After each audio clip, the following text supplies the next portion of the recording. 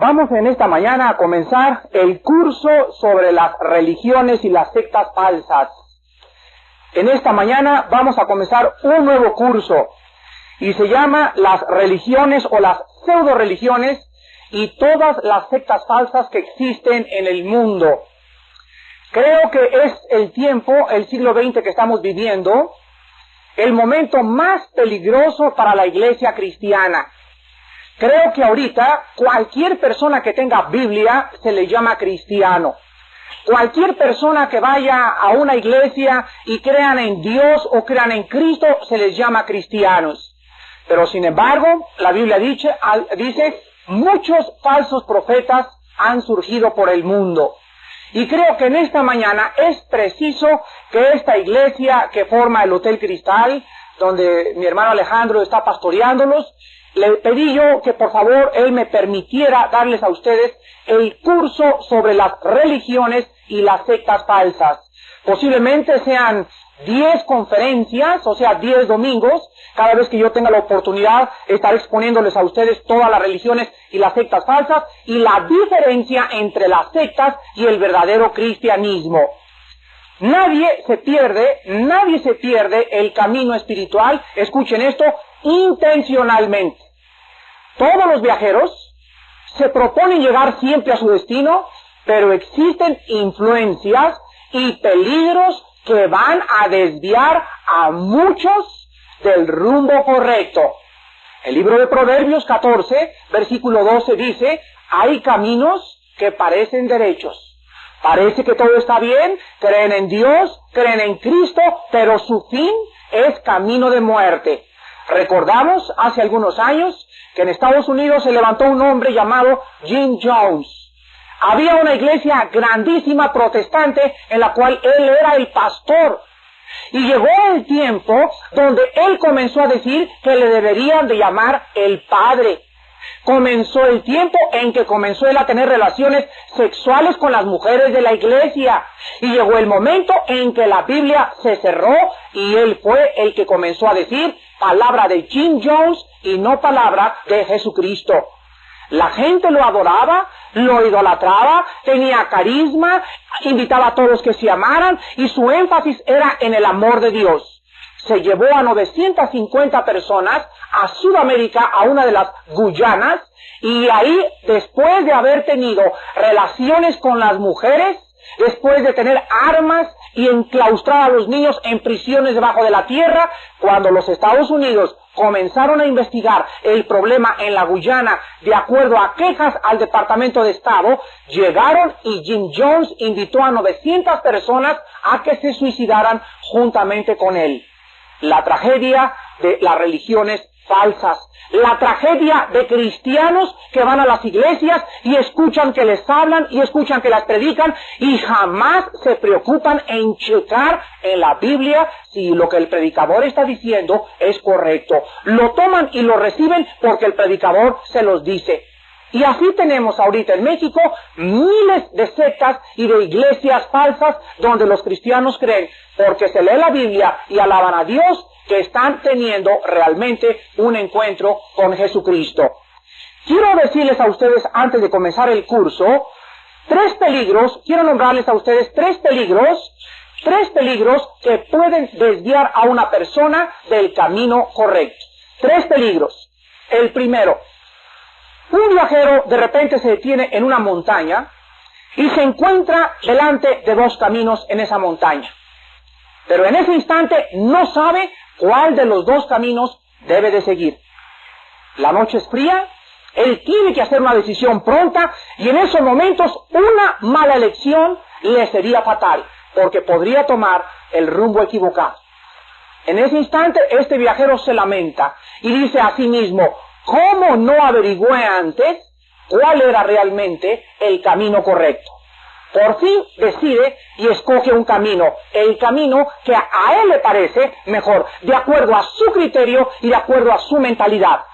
Pero entonces, cuando debería haber llegado al pueblo que él tenía que llegar, le sorprende de repente una tormenta de nieve y por el camino que escoge muere sepultado por la nieve. ¿Por qué le pasó esto a este viajero? Número uno, y es el peligro número uno, porque no conocía el camino. Porque no conocía el camino. Peligro número dos. Un piloto va volando en el aire y de repente se acerca a la frontera del país enemigo. Comienza a buscar por su radio una señal que le deba guiar a la base donde él debe de aterrizar. De repente sintoniza su radio en lo que él cree es la señal correcta, corrige su rumbo del avión y al poco rato, sin saberlo, se encuentra volando en territorio enemigo. El avión cae inmediatamente, acribillado por los cañones antiaéreos. ¿Por qué mataron a este piloto? Peligro número dos, seguir una señal engañosa. Seguir una señal engañosa. Peligro número 3. Había un grupo de cazadores, querían ir a una jungla y contrataron a un guía. Este guía les había dicho, yo conozco la jungla como la palma de mi mano. Los cazadores nunca le preguntaron al guía, muéstrenos sus mapas, o con qué está usted certificando lo que usted está asegurando. En fin, lo contrataron. Y comenzaron a seguirlo confiadamente por esta jungla y jamás salieron de la jungla vivos, porque su guía era un farsante y él fue el primero en haberse extraviado. ¿Cuál fue el problema? Siguieron un guía falso. Entonces, los tres problemas o los tres peligros que existen en la vida cristiana, en primer lugar es no conocer el camino. Número 2, seguir una señal engañosa. Y número 3, seguir a un guía falso o a un falso profeta. Estos tres casos, hermanos en Jesucristo, nos ilustran las circunstancias e influencias responsables por lo cual muchos se van a desviar espiritualmente. Vuelvo a repetir, el poco conocimiento del camino al cielo te puede hacer que en los próximos años te desvíes de la verdad. Jesucristo dijo en el capítulo 14 de San Juan, versículo 6, yo soy el camino, yo soy la verdad. Escuchen esto, yo soy la vida. Por lo tanto, si en esta mañana tú estás siguiendo cualquier otro camino que no sea Jesucristo, tú te encuentras en un camino equivocado. Jesucristo dijo, yo soy el camino. Número 2, las señales y los milagros de origen satánico que ahorita van a comenzar a confundir aún a los escogidos. Vean 2 de Tesalonicenses, capítulo 2, donde el apóstol Pablo les explica a los tesalonicenses que no solamente los milagros o las lenguas o las sanidades son de Dios, y que un santito comenzó a salirle sangre, y que se me apareció Santa Cayetana anoche a las 12 de la noche, y que vi una aparición enfrente de mí, y por esas cosas, por señales engañosas, por prodigios y señales mentirosos, muchos se van a apartar de la verdad. Dice en 2 de Tesalonicenses, capítulo 2, del 7 en adelante, porque ya está en acción el misterio de la iniquidad, o sea, la maldad. Solo que hay quien al presente lo detiene, hasta que él a su vez sea quitado del medio. Y entonces se manifestará aquel inicuo, a quien el Señor matará con el espíritu de su boca y destruirá con el resplandor de su venida. Inicuo cuyo advenimiento es por obra de Satanás. Escuchen esto, con gran poder, 1, 2, y señales, 3, y prodigios mentirosos, y con todo engaño de iniquidad para los que se pierden, por cuanto no recibieron el amor de la verdad para ser salvos. Por esto Dios les envía un poder engañoso para que crean la mentira,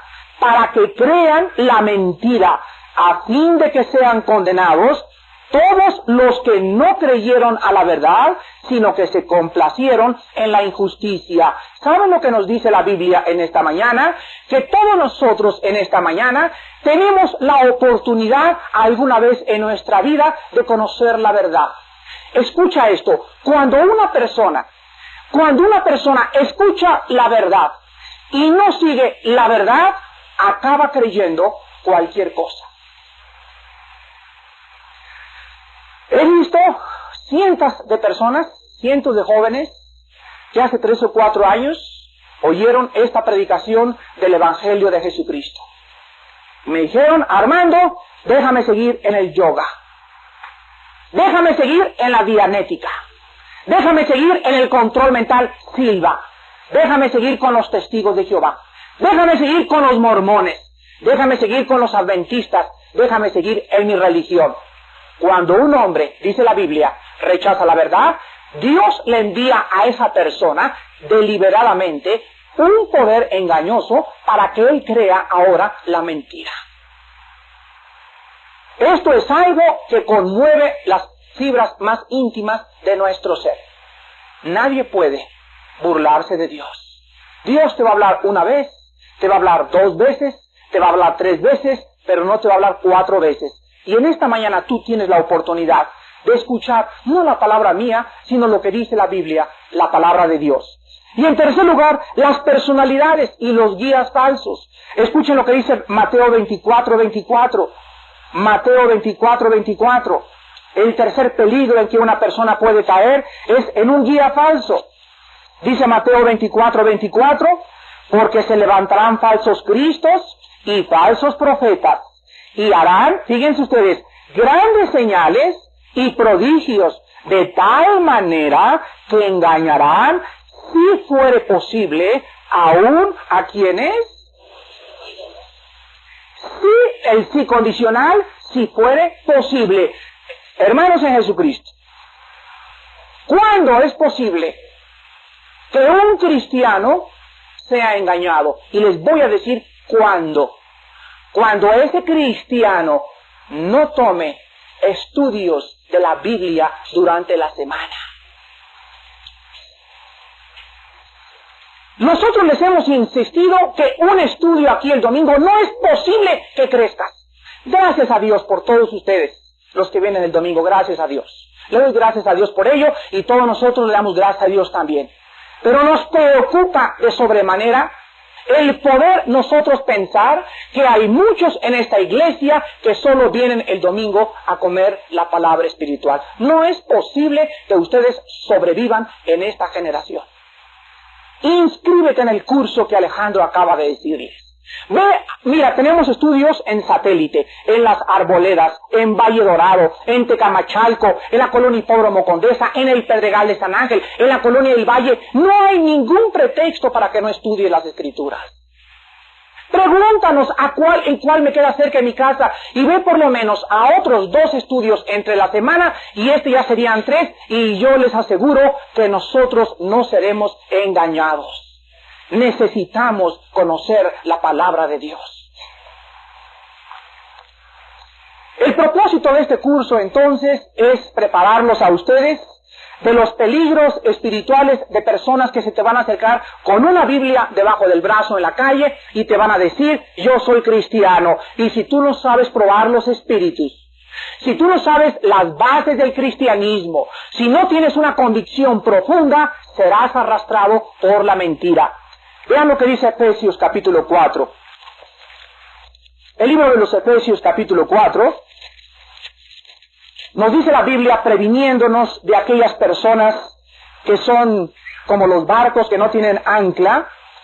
Dice el versículo 14, Efesios 4:14, para que ya no seamos niños fluctuantes.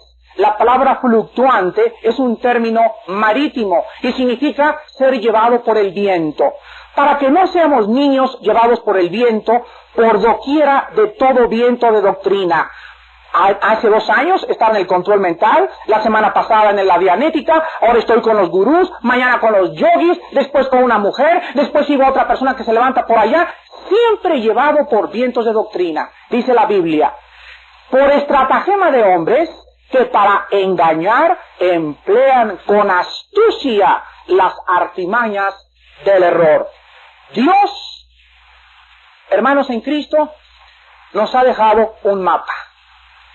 Si Dios existe, decía Einstein antes de morir, Y si alguien niega la existencia de Dios, decía Einstein antes de morir, pensar que vivimos en un universo cerrado y que no hay propósito ni vida después de la vida, yo no tendría razón para continuar mis investigaciones. Eso fue lo que dijo Alberto Einstein sin tener un conocimiento profundo de la vida de Jesucristo, el Hijo de Dios. Su razón y su lógica más elemental lo guiaban a comprender que el universo tenía una causa. Ahora, si hay una causa en este universo y Dios nos hubiera dejado solos, o sea, tú piensas lo que es bueno para ti, y aquí mi hijo que haga también lo que él piense que es mejor para él. Sería, damas y caballeros, una anarquía y un caos la vida. Porque por allá los homosexuales dirían, para nosotros es normal ser homosexual. Una vez un padre ateo se acercó y me dijo, es absurdo que usted crea en Dios. Y le dije, quiero que me conteste honestamente lo que le voy a preguntar. Si usted me dice que usted no cree en Dios, y llega su hija de 15 años, y fuma marihuana, y tiene relaciones sexuales con sus amigos, y tiene 10 novios que tienen relaciones con ella, y ella llega a pedirle su opinión, pregunto, señor ateo, ¿qué le contestaría a usted? Bueno, yo le diría, me dijo este señor, que de ninguna manera permitiría yo que ella tuviera esta clase de amistades. Y yo le contesté, señor ateo, ¿y sobre qué bases le puede usted preguntar eso a su hija? ¿Sobre qué normas? Y si usted tiene normas, ¿quién se las dio? Su hija le va a contestar, papá, eso es lo que tú piensas. Para mí el fumar marihuana es normal, papá. Tú no crees en Dios, y si no crees en Dios, papá, no hay moral. Mi moral es la que yo inventé, y tus normas son tus normas. Vean ustedes, damas y caballeros, y hermanos en Cristo, lo absurdo y lo irracional del ateísmo.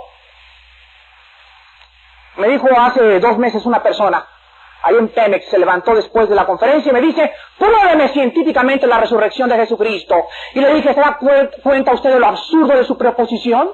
¿Por qué, señor Alducin? Y yo le dije, yo le voy a contestar con otra pregunta. Pruébeme usted el nacimiento de Napoleón científicamente. ¿Qué quiere usted decir? Que el método científico utiliza la repetición del acto para poder asegurar que es científico. Y la resurrección de Cristo no se puede repetir en el laboratorio. Pero, señor agnóstico, le contesté, sin embargo, aunque no es científica la resurrección de Cristo, existen también pruebas legales, como la prueba oral, la prueba escrita y la prueba física. Por ejemplo, si yo soy jefe de la policía, yo no puedo probar científicamente que esa persona mató a aquella, porque tendríamos que repetir el asesinato. Esto es una imposibilidad, pero sin embargo, las huellas dactilares, la presencia física y los testigos serían prueba legal suficiente en cualquier jurado para mandar a esa persona a una prisión sin necesitar evidencias científicas. ¿Se dan cuenta? O sea que las personas que no creen a través del método científico niegan totalmente cualquier evidencia. Esta es la mente irracional, absurda e ilógica del ser humano.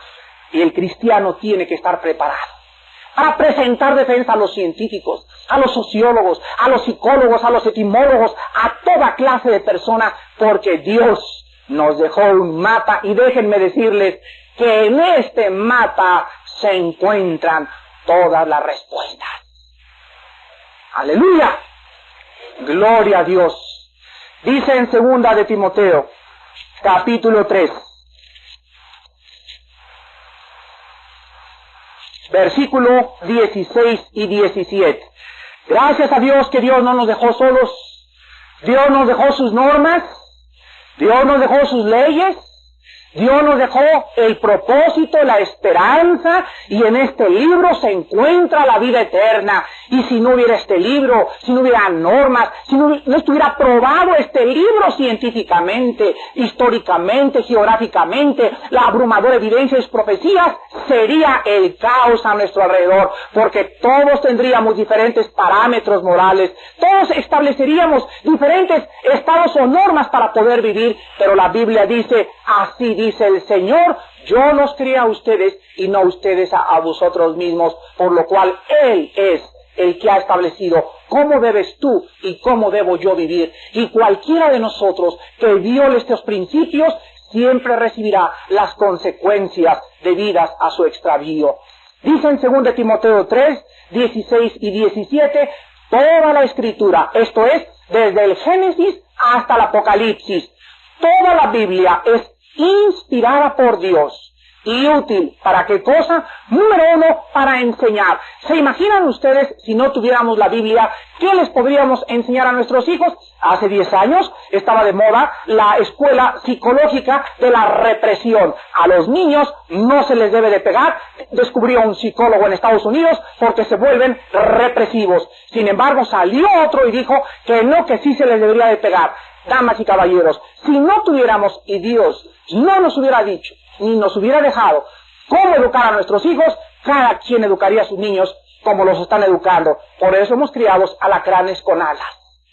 Porque los padres no tienen este libro, no tienen el manual de operaciones para saber cómo tratar con sus hijos. Van a la doctora Corazón, van al psiquiatra, van al psicólogo, van con el gurú, van con el control mental, pero Dios nos ha dejado bien claramente en su libro la diferencia entre las escuelas mundanas y la escuela que viene de lo alto. Y dice la Biblia, en segundo lugar, no solamente la Biblia es útil para enseñarnos cómo amar a nuestras esposas, a nuestros hijos, cómo vivir, sino también para redarguir, esto es, para convencernos de nuestro pecado, para corregirnos y para instruirnos en justicia. Y la pregunta en esta mañana es, Señor, ¿por qué nos quieres enseñar? ¿Por qué nos quieres convencer?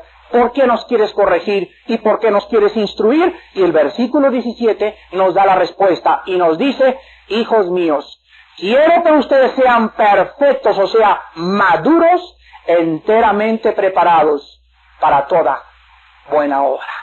Dios quiere que el pueblo que Él ganó con su sangre conozca la verdad. Dios quiere que vayamos a un mundo necesitado y que les digamos, no es así, así dice el Señor. Dios quiere que vayamos con nuestras amistades que se están divorciando y los ayudemos a no divorciarse. Aquí está en este manual de operaciones la respuesta a tu matrimonio que está quebrantándose. Dios quiere que vayamos y ayudemos a los jóvenes. Ahora el mes que entra, oren por nuestro primer seminario de la juventud. Vamos a tener cientos de jóvenes en este seminario y queremos tener 2 veces al mes este seminario en un hotel para 1,500 personas. Les vamos a pasar música, películas, mensajes con mucho poder, instruir a la juventud siguiendo el programa del gobierno mexicano, el Año Internacional de la Juventud. Tenemos un libro y decimos a los jóvenes, aquí está la respuesta. Hermanos en Jesucristo, vamos a pasar ahora a nuestro curso, después de haber dado esta pequeña y breve introducción, que ni fue breve ni pequeña. Y quiero, antes de comenzar con el catolicismo romano, lo primero que vamos a estudiar, quiero decirles a ustedes que la diferencia, esta es la primera premisa que vamos a establecer en nuestro curso, la primera presuposición que va a ser después, no presuposición, sino que va a ser una verdad demostrada absoluta. La primera premisa que vamos a establecer en esta mañana es que todas las religiones y las sectas, escuchen esto y tomen nota, todas las religiones del mundo y las sectas pseudocristianas se diferencian del cristianismo puro en que todas tienen la Biblia más otra cosa. Vuelvo a repetir, todas las religiones pseudocristianas y las sectas falsas se caracterizan por tener la Biblia más o tradiciones o los libros escritos por sus fundadores. Por ejemplo, en primer lugar, el catolicismo romano es la Biblia más la tradición de los hombres. Número 2, los testigos de Jehová. La Biblia más la revista de la Atalaya. Número 3, los mormones, la Biblia más el libro del Mormón. Número 4, el adventismo del séptimo día, la Biblia más los libros de Elena Harmon de White. Número 5, la ciencia cristiana, la Biblia más los libros de Maria Baker Eddy. Número 6, la unidad o el unitarismo o unity como le llaman, la Biblia más los escritos de Charles Fillmore. Damas y caballeros, el cristianismo es la pura Biblia, no más. Nada más. No más, como dice Cantinflas, nada más para los ilustrados y leídos. Para el cristianismo es la Biblia la única regla de fe y de conducta. Vean Gálatas capítulo 1. En esto se diferencia el cristianismo de todas las religiones y sectas falsas. De todas las religiones y sectas falsas. En Gálatas 1, versículo del 6 al 8, el apóstol Pablo escribe y les dice: estoy maravillado de que tan pronto, vean qué rápido se pueden apartar, de que tan pronto se hayan alejado del que los llamó por la gracia de Cristo para seguir, ¿qué cosa? Un evangelio diferente. No que haya otro, sino hay algunos que los perturban y quieren pervertir el evangelio de Cristo. Mas si aún nosotros, o un ángel del cielo, o Santa Cayetana, les anunciare otro evangelio diferente del que les hemos anunciado, sea anatema. La palabra anatema es la palabra maldito. Vean ahora Apocalipsis capítulo 22. Apocalipsis capítulo 22, versículos 18 y 19. Yo testifico a todo aquel que oye las palabras de la profecía de este libro, si alguno, ¿qué cosa? Añadiere a estas cosas, Dios traerá sobre él las plagas que están escritas en este libro. Y si alguno, ¿qué cosa? Quitare de las palabras del libro de esta profecía, Dios quitará su parte del libro de la vida y de la santa ciudad y de las cosas que están escritas en este libro. Entonces hemos sentado en esta mañana la primera base, el primer fundamento. Cualquier religión que le agregue tradiciones, o que le quite, o que le ponga de su propia cosecha, está mezclando o leudando el cristianismo. Vamos a comenzar en esta mañana con el catolicismo romano. Yo quisiera suplicarles a muchas personas que no se fueran a ofender. Quiero hablarles con la Biblia, quiero hablarles con amor. Le he pedido a Dios, dame amor, Señor, por mis hermanos católicos que no te conocen, pero ojalá que este mensaje en esta mañana te ayude a diferenciar la diferencia entre lo que es el cristianismo y entre ser religioso. Porque ustedes en esta mañana pueden ser religiosos sin ser cristianos. Puedes ser católico sin ser cristiano. Puedes ser protestante sin ser cristiano. Repito, las religiones no salvan a nadie. Necesitas convertirte al cristianismo, a la pureza del evangelio, nacer de nuevo, creer en la salvación por la gracia, hacer un lado tus peregrinaciones, tus sacrificios y tus imágenes y caminar de la vida con aquel que dijo: yo soy el camino, la verdad y la vida. Vamos en esta mañana a penetrar en primer lugar a la historia del catolicismo romano. Y es muy importante saber que por más de 2000 años, la Iglesia de Jesucristo no era católica romana, no era ortodoxa griega, ni tampoco era protestante. La Iglesia era sencillamente cristiana. Vean Hechos capítulo 11. Hechos capítulo 11, versículo 26. Dice la Biblia: y se congregaron allí todo un año con la iglesia y enseñaron a mucha gente, y a los discípulos se les llamó protestantes, dice, católicos, griegos ortodoxos, no, se les llamó cristianos por primera vez. ¿En dónde? ¿En Roma? No, en Antioquía. Entonces, durante mucho tiempo, no había que soy católico apostólico romano, soy protestante, soy griego ortodoxo. No había eso. Había solamente una palabra: cristiano.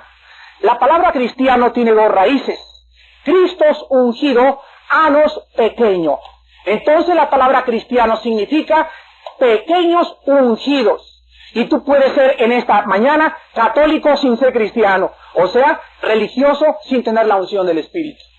Tú puedes ser evangélico sin ser cristiano, porque no tienes la unción del Espíritu. Tú puedes ser griego ortodoxo sin ser cristiano porque no tienes la unción del Espíritu. Pero si en esta mañana tú me dices, ¿sabe qué, señor Alducin? Yo andaba por la calle, me dieron un folleto, me dijeron que Cristo era el Salvador, que tenía que nacer de nuevo, que su obra en la cruz era perfecta, le invité a mi vida y me convertí. En esta mañana yo te digo, dame un abrazo, hermano en Jesucristo. ¿Sabes por qué? Porque el cristiano es la persona que tiene el Espíritu dentro de él. La unción del Espíritu Santo es lo que nos hace ser hijos de Dios. Cuando venga el Señor Jesucristo, no va a llegar Jesucristo en el aire y va a decir, a ver, los católicos allá y los protestantes acá, los mormones. No equivoques el camino. Tú necesitas la presencia y la transformación que el Espíritu Santo efectúa para ser hijo de Dios. Durante los primeros 3 siglos de la historia, la iglesia entonces se mantuvo pura, no había templos, no había católicos, no había protestantes, etcétera, etcétera, debido a las persecuciones de los romanos en contra de la iglesia cristiana. Pero al pasar del tiempo comenzaron las tradiciones de hombres ambiciosos y poco a poco se fueron desarrollando ciertas tendencias dentro de la iglesia cristiana que la degeneraron doctrinal, moral y espiritualmente. En el año 312, después de Cristo, el último emperador romano Constantino iba en una batalla que se llamaba la batalla de Bilbaín.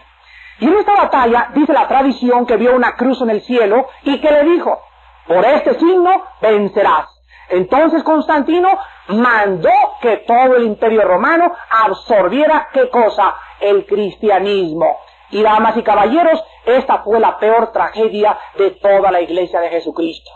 Porque de repente miles de personas se comenzaron a conformar a solamente ser bautizados de chiquitos sin ser responsables ellos e ingresar a la religión católica y por nombre ser católicos de la boca para afuera. Durante todo este tiempo se celebró el concilio de Nicea. En el concilio de Nicea se adoptó por primera vez el credo apostólico. Y millares de personas, repito, comenzaron entonces a bautizarse y a ser recibidas como miembros de la iglesia sin haberse enterado jamás de las condiciones para ser cristiano. Una de las cosas que más me han sorprendido es que cuando me encuentro a personas tan lindas que son católicas y muchas de ellas son bien sinceras, les pregunto, ¿ustedes saben en qué está basado el catolicismo romano? Y el 95% de los católicos no te saben contestar. ¿No es una tragedia? Entonces, ¿por qué eres católico, amigo? Pues verá usted, porque cuando era chiquito me echaron agua, hice la comunión, me confirmaron y tengo la foto del Papa en mi casa. Y le pregunto, ¿y eso te da el pasaporte para entrar al cielo? Es increíble que tantas personas tan sinceras puedan estar tan sinceramente equivocadas porque jamás investigaron los fundamentos de la religión a la que ellos profesan. Del año 200 al año 376 después de Cristo, los emperadores romanos habían ocupado el cargo y el título de Pontifex Maximus. Pontifex Maximus, que significa sumo pontífice del orden babilónico, los emperadores romanos. Después de que el emperador Graciano se negara a encabezar una religión no cristiana, Damaso, que era obispo en aquel tiempo de la iglesia cristiana en Roma, fue nombrado para ocupar el cargo de sumo pontífice o pontífice máximo y lo aceptó en el año 378 después de Jesucristo. De esta manera, todas las funciones y el poder se unió en una persona que le nombraron el sumo sacerdote de la apostasía babilónica con los poderes de un obispo cristiano. Muchas veces me he encontrado con sacerdotes sinceros que están buscando de veras a Dios y me dicen, señor Alducin, Pedro fue el primer papa. Y yo les contesto y les digo, esto es absurdo históricamente, eclesiásticamente y etimológicamente. ¿Qué quiere usted decir, señor Alducin? Que si Pedro hubiera sido el primer papa, ¿quién fue el segundo? Porque, damas y caballeros y hermanos católicos, durante 500 años no hubo tal cosa como papas.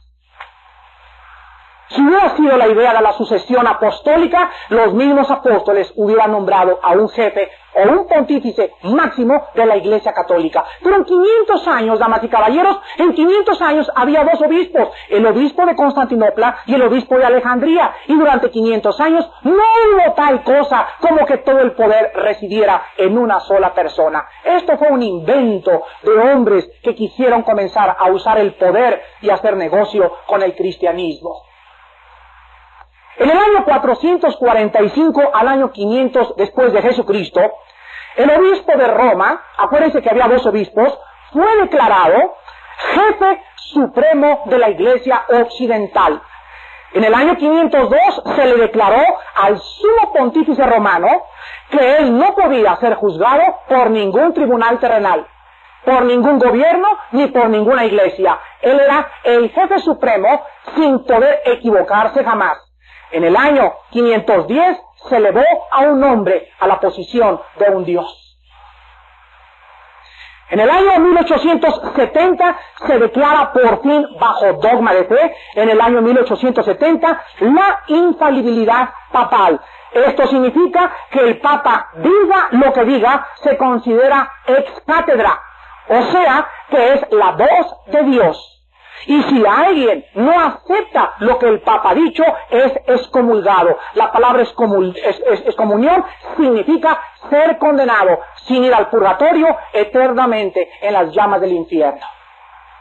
La Iglesia de Roma, vuelvo a repetir, enseña actualmente que Pedro fue el primer Papa y que por lo tanto ellos, o sea los papas, les suceden oficialmente. Pero sin embargo, en esta mañana, vamos a comenzar con el catolicismo y a ver qué cosa enseña Roma y a ver qué cosa enseña la Biblia. Vean Deuteronomio capítulo 32.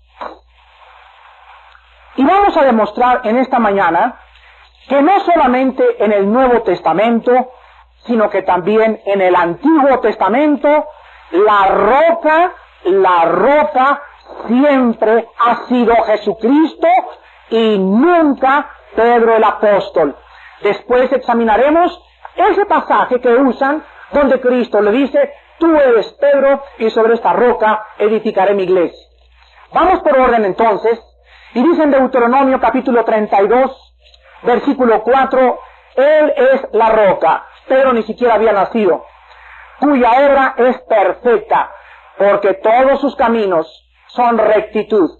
Dios de verdad y sin ninguna iniquidad en él. Es justo y es perfecto. Vean ustedes ahora el versículo 18. De la roca que te creó, te olvidaste. Te has olvidado de Dios, tu Creador. Ahora vamos al Nuevo Testamento, en el libro de los Efesios. Efesios capítulo 2, versículo 20. Dice la Biblia, edificados sobre el fundamento de los apóstoles y profetas, siendo la principal piedra del ángulo, ¿quién? Jesucristo mismo. La piedra es Cristo. Ahora, oigamos al propio Pedro. En primera de Pedro capítulo 2, ¿qué pensaba Pedro acerca de si él era o no era la roca? Escuchemos de los labios y de la pluma del apóstol Pedro. Primera de Pedro capítulo 2, del 4 al 7. Pedro escribe y dice, acercándonos a él, ¿qué cosa? Piedra viva, desechada ciertamente por los hombres, mas para Dios escogida y preciosa. Vosotros también, como piedras vivas, sean edificados como casa espiritual y sacerdocio santo, para ofrecer sacrificios espirituales aceptables a Dios por medio de Jesucristo. Por lo cual también contiene la Escritura, he aquí pongo en Sión la principal piedra del ángulo, escogida, preciosa, y el que creyere en ella no será avergonzado. Para vosotros, pues, los que creéis, él es precioso, pero para los que no creen, escuchen, la piedra que los edificadores desecharon ha venido a ser la cabeza del ángulo. Es muy clara entonces la enseñanza en las Sagradas Escrituras acerca de quién es la piedra. Pero viene entonces ese pasaje en Mateo donde Cristo le dice a Pedro, tú eres Petros y sobre esta Petra edificaré mi iglesia. Si nosotros, amigos católicos o personas que me escuchan, no comprendemos el original griego, vamos a tener problemas muy graves. Y si tú agarras este pasaje y construyes toda la doctrina del papado en un versículo sin tomar en cuenta Deuteronomio, ni Efesios, ni Primera de Pedro, te conviertes en un hereje. Un hereje es la persona que infla o saca desproporcionadamente la verdad de su contexto original. Entonces las herejías tienen siempre algo de verdad. ¿Qué significaba cuando Cristo se le acercó a Pedro y le dijo, tú eres Petros? La palabra Petros en el griego es piedra chiquita. Y cuando Cristo le cambió el nombre a Pedro le puso Simón, de Simón le puso Pedro, y significa piedra pequeña. Y cuando Cristo le dijo, tú eres Petros, o sea, una piedra pequeña, y sobre esta Petra, la palabra Petra es piedra grandísima, es una rocota grandísima, edificaré mi iglesia. Cristo le decía, tú eres una piedra pequeña, Pedro, pero sobre mí, sobre esta Petra que tú estás viendo, será edificada la iglesia. ¿Cómo es posible que Jesucristo pudiera construir su iglesia sobre un hombre? Cuando la misma Biblia dice, no hay justo ni aun uno, perverso y engañoso es el corazón más que todas las cosas. Entonces las enseñanzas de la Escritura son exactamente claras. Ahora, aparte de estas enseñanzas bíblicas, les quiero dar a ustedes otro tipo de defensa completamente que contradice la enseñanza del papado. En primer lugar, todos los papas se han contradecido unos de otros. Les voy a dar un ejemplo. Juan 23 mandó que todos los católicos no necesitaban confesarse para tomar la comunión. Ahora existe un nuevo decreto que un papa hace 3 siglos dijo que el que no se confesara se iría al infierno. La pregunta es, señores católicos, ¿a qué papa le vamos a creer? Un papa dice que tienes que confesarse y otro quita la confesión. Entre ellos mismos no puede haber infalibilidad porque entre ellos mismos se contradicen.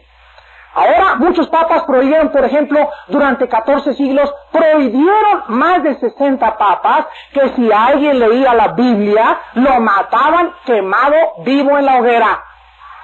Lo mataban en la hoguera. Y ahora otros, como Juan 23 y Pío XII, permitieron la lectura de la Biblia. ¿A quién o cuál de ellos era infalible? Después vemos en segundo lugar que todas las enseñanzas doctrinales, por ejemplo, de los papas, contradicen la Biblia. Por ejemplo, la mención del limbo, que si a un niño no lo bautizan se va al limbo. Señores papas, ¿de dónde sacaron eso? La mención del purgatorio, lo vamos a ver la semana que entra, que si una persona muere en pecado venial, no mortal, venial, y no se confiesa, ni le echan aceite o los santos óleos antes de morirse, se va al purgatorio a purgar sus pecados y estar listo durante 5,000, 10,000 años para poder entrar al cielo. ¿De dónde sacaron esta enseñanza? No aparece ni siquiera en la Biblia la palabra limbo ni purgatorio. En tercer lugar, las misas a los muertos. Cuando una persona se muere, hacen misas que se llaman gregorianas. Señores, ¿de dónde sacaron este invento? ¿Ustedes creen que una persona que haya sido mala y que haya sido un asesino, cuando después de muerto la familia tiene dinero para pagarle las misas gregorianas, las misas lo van a sacar del infierno? Tenemos también, por ejemplo, que solamente la Iglesia romana salva. Si tú no eres católico, tú te vas al infierno. Esto fue la declaración ex cátedra del papado. Las veladoras a los santos, a las vírgenes, los santos óleos, en donde se encuentran todas estas cosas en la Biblia, no tienen absolutamente ninguna base más que tradiciones inventadas por los hombres. Gracias a Dios por el Papa Juan 23. Que abrió la Biblia y ahora miles de católicos están abriendo los ojos y dándose cuenta lo que dijo Jesucristo en Marcos capítulo 7. Este pueblo de labios me honra, mas su corazón está lejos de mí, porque en vano me honran, enseñando como doctrinas mandamientos de hombres, y en verdad invalidan la palabra de Dios con vuestras tradiciones. Amigos católicos, yo les invito en esta mañana a venir a la cruz del Calvario. Yo te invito a que vengas y pongas tu fe en un hombre, en Jesucristo, el Hijo de Dios. Y que tú creas que Él es el Salvador. Su Santísima Madre, la Virgen María, es solamente la portadora del cuerpo de Cristo en su santa y bella matriz que ella tuvo. Pero tu confianza tiene que estar en Jesucristo, el Hijo de Dios. Él es el único Salvador, y no hay otro nombre bajo el cielo en quien podamos nosotros ser salvos, ni tampoco hay otro mediador. Solamente el nombre de Cristo es el único que puede acercarte al Padre, que en esta mañana te quiere perdonar y quitarte la venda y traerte a la salvación en Jesucristo. ¿No quisieras en esta mañana entregarle su vida? El próximo estudio vamos a ver los padres de la iglesia, la Inquisición, las herejías, el celibato, los pecados mortales, etcétera, etcétera, y vamos a analizar el catolicismo romano. Después los testigos de Jehová, después los mormones, pero vamos a ir trayendo a nuestra vida sabiduría para que este santo libro te abra los ojos, porque la Biblia dice, la luz está sembrada para los justos. Oremos. Señor, te damos gracias en esta mañana por no habernos dejado solos, porque antes éramos como ovejas descarriadas, cada quien siguiendo lo que mejor le parecía. Nosotros establecíamos las reglas. Nosotros creíamos vivir lo que más nos convenía, pero cuando venimos a tu palabra y la abrimos y la luz salió de ella, nuestras mentes y corazones han sido iluminados con tu Espíritu Santo, y nos has mostrado que éramos ciegos, que seguíamos guías falsos, señales falsas y caminos equivocados. Sinceramente, ¿cuántos de nosotros vivíamos una vida equivocada? Pero la sinceridad no puede salvar a nadie.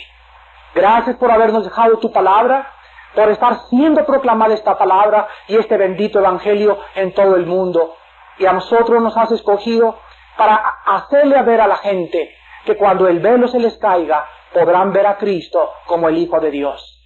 ¿Cuántas personas en esta mañana son católicas? ¿Cuántas son protestantes? ¿Cuántas son evangélicas?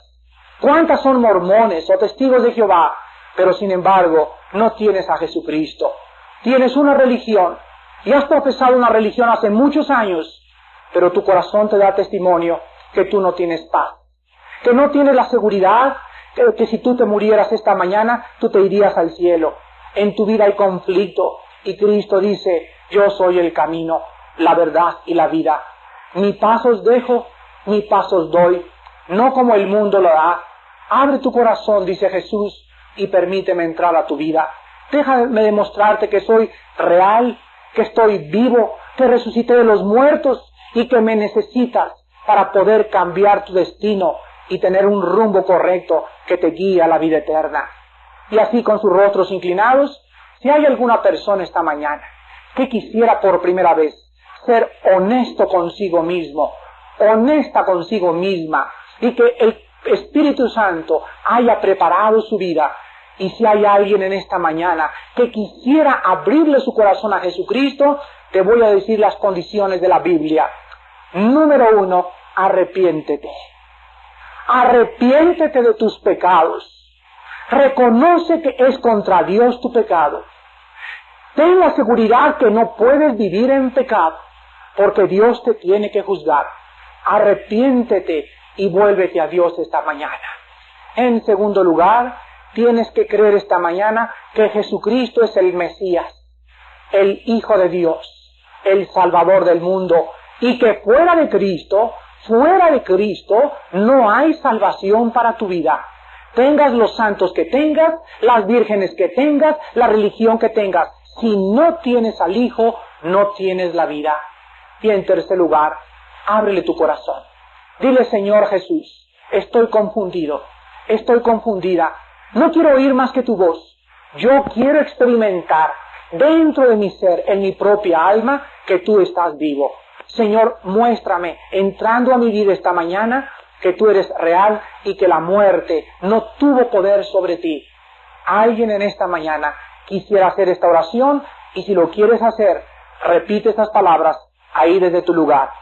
Si alguien quiere invitar a Cristo esta mañana a su vida por primera vez, repite estas palabras ahí desde tu lugar, con tu rostro inclinado y por primera vez, siendo sincero, por primera vez con Dios.